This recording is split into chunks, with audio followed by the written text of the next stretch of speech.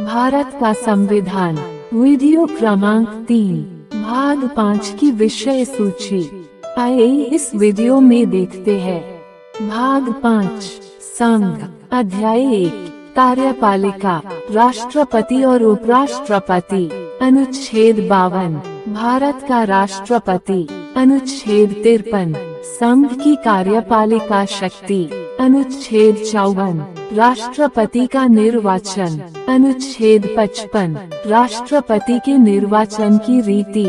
अनुच्छेद 56, राष्ट्रपति की पदावधि। अनुच्छेद 57, पुनर्निर्वाचन के लिए पात्रता। अनुच्छेद 58, राष्ट्रपति निर्वाचित होने के लिए अर्हताएं। अनुच्छेद 59, राष्ट्रपति के पद के लिए शर्तें। अनुच्छेद 60, राष्ट्रपति द्वारा शपथ या प्रतिज्ञान।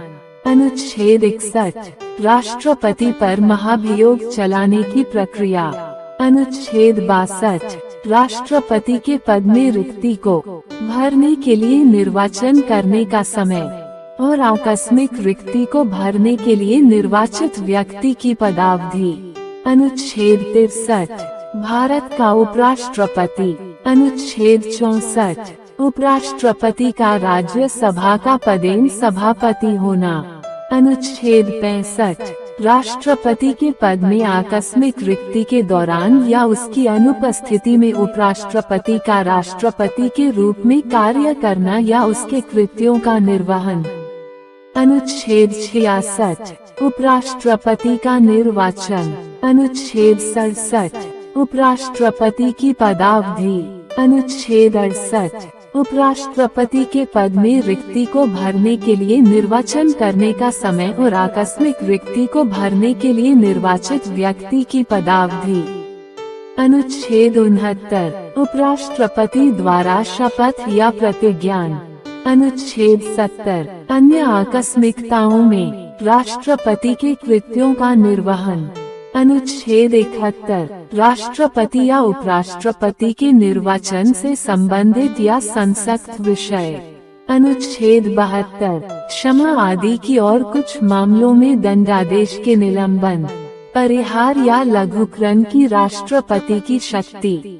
अनुच्छेद 73, संघ की कार्यपालिका शक्ति का विस्तार, मंत्री परिषद। अनुच्छेद 74, राष्ट्रपति को सहायता और सलाह देने के लिए मंत्री परिषद।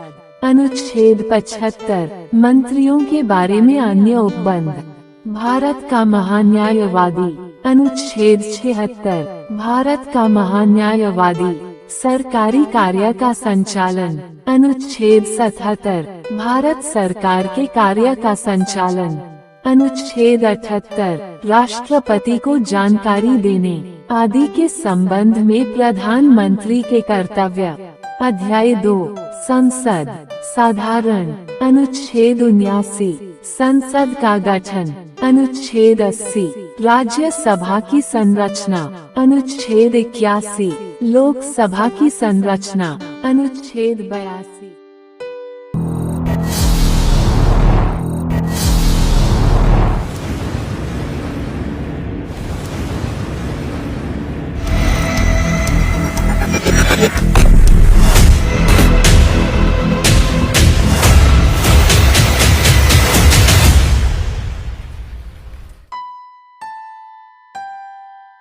साधारण। अनुच्छेद 79, संसद का गठन। अनुच्छेद 80, राज्यसभा की संरचना। अनुच्छेद 81, लोकसभा की संरचना। अनुच्छेद 82, प्रत्येक जनगणना के पश्चात पुनः समायोजन। अनुच्छेद 83, संसद के सदनों की अवधि। अनुच्छेद 84, संसद की सदस्यता के लिए अर्हता। अनुच्छेद 85, संसद के सत्र, सत्रावसान और विघटन। अनुच्छेद 86, सदनों में अभिभाषण का और उनको संदेश भेजने का राष्ट्रपति का अधिकार। अनुच्छेद 87, राष्ट्रपति का विशेष अभिभाषण। अनुच्छेद 88, सदनों के बारे में मंत्रियों और महान्यायवादी के अधिकार। संसद के अधिकारी। अनुच्छेद 89, राज्यसभा का सभापति और उपसभापति। अनुच्छेद 90, उपसभापति का पद रिक्त होना, पदत्याग और पद से हटाया जाना। अनुच्छेद 91, सभापति के पद के कर्तव्यों का पालन करने या सभापति के रूप में कार्य करने की उपसभापति या अन्य व्यक्ति की शक्ति। अनुच्छेद 92, जब सभापति या उपसभापति को पद से हटाने का कोई संकल्प विचाराधीन है, तब उसका पीठासीन न होना। अनुच्छेद 93, लोकसभा का अध्यक्ष और उपाध्यक्ष। अनुच्छेद 94, अध्यक्ष और उपाध्यक्ष का पद रिक्त होना, पद त्याग और पद से हटाया जाना।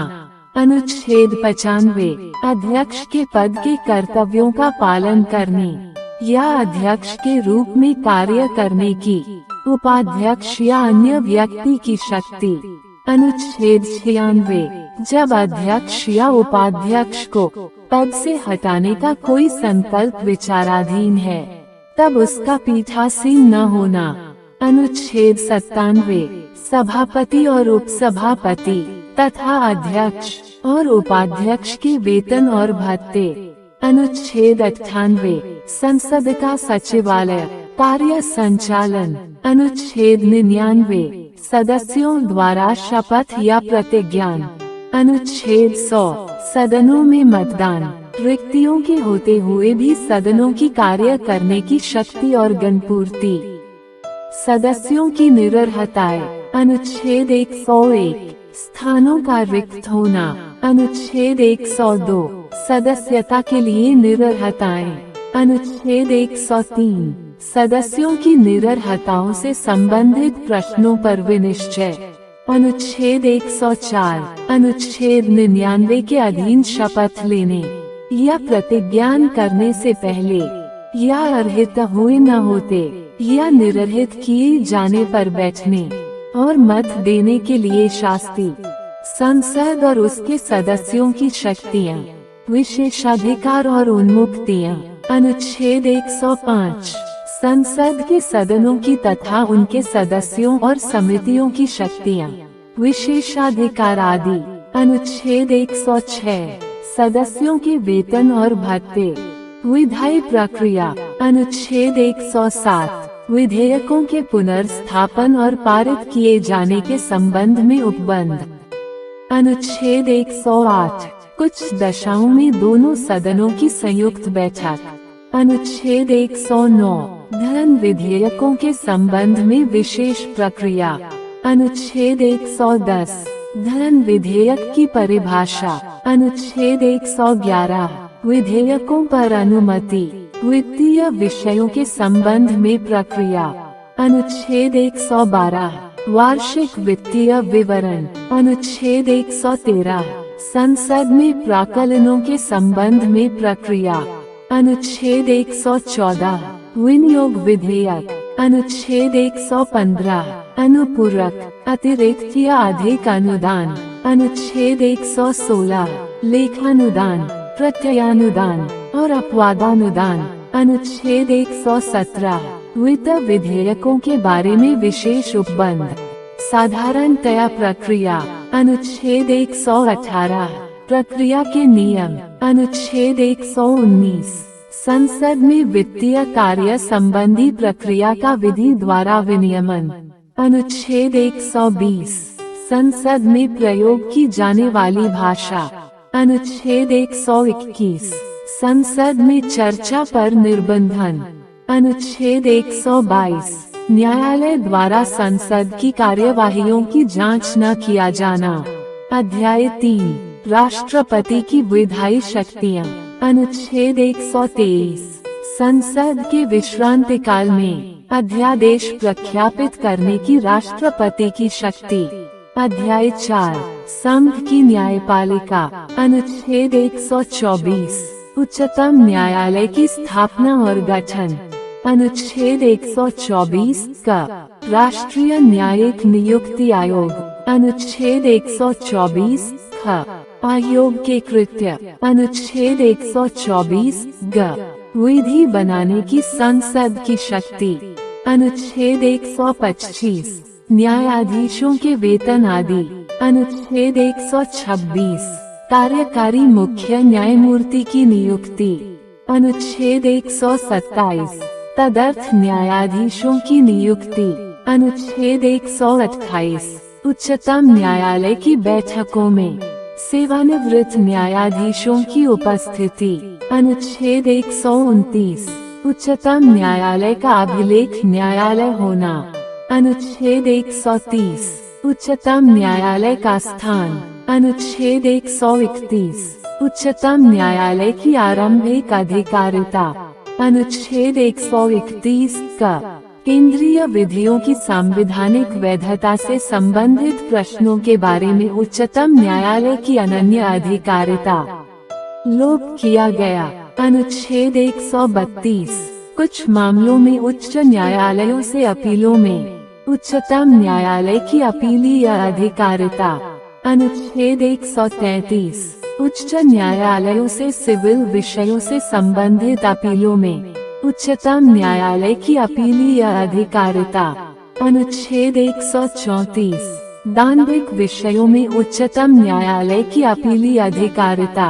अनुच्छेद 134 का उच्चतम न्यायालय में अपील के लिए प्रमाण पत्र। अनुच्छेद 135 विद्यमान विधि के अधीन फेडरल न्यायालय की अधिकारिता और शक्तियों का उच्चतम न्यायालय द्वारा प्रयोक्तव्य होना। अनुच्छेद 136 अपील के लिए उच्चतम न्यायालय की विशेष इजाजत। अनुच्छेद 137 निर्णयों या आदेशों का उच्चतम न्यायालय द्वारा पुनर्विलोकन। अनुच्छेद 138 उच्चतम न्यायालय की अधिकारिता की वृद्धि। अनुच्छेद 139 कुछ रिट निकालने की शक्तियों का उच्चतम न्यायालय को प्रदत्त किया जाना। अनुच्छेद 139 का कुछ मामलों का अंतरण। अनुच्छेद 140 उच्चतम न्यायालय की आनुषंगिक शक्तियाँ। अनुच्छेद 141 उच्चतम न्यायालय द्वारा घोषित विधि का सभी न्यायालयों पर आबद्ध कर होना। अनुच्छेद 142 उच्चतम न्यायालय की डिक्रियों और आदेशों का प्रवर्तन और प्रकटीकरण आदि के बारे में आदेश। अनुच्छेद 143 उच्चतम न्यायालय से परामर्श करने की राष्ट्रपति की शक्ति।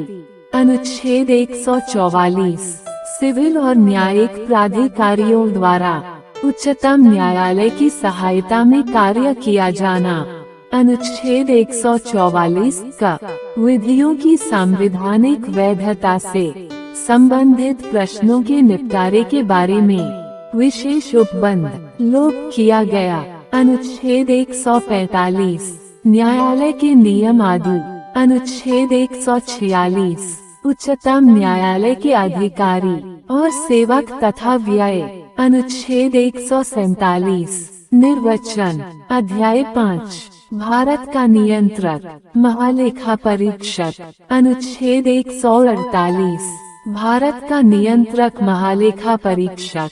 अनुच्छेद 149 नियंत्रक महालेखा परीक्षक के कर्तव्य और शक्तियाँ। अनुच्छेद 150 संघ के और राज्यों के लेखाओं का प्रारूप। अनुच्छेद 151 संपरीक्षा प्रतिवेदन।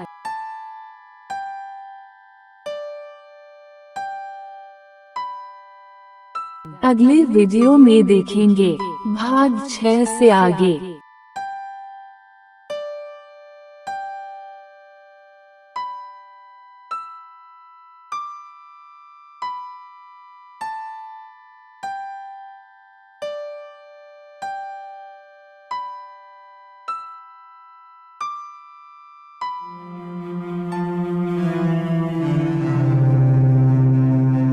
दोस्तों, उम्मीद है कि हमारा ये छोटा सा प्रयास आपको पसंद आएगा, तो कृपया हमारे इस वीडियो को लाइक करें और अपने दोस्तों को शेयर करें।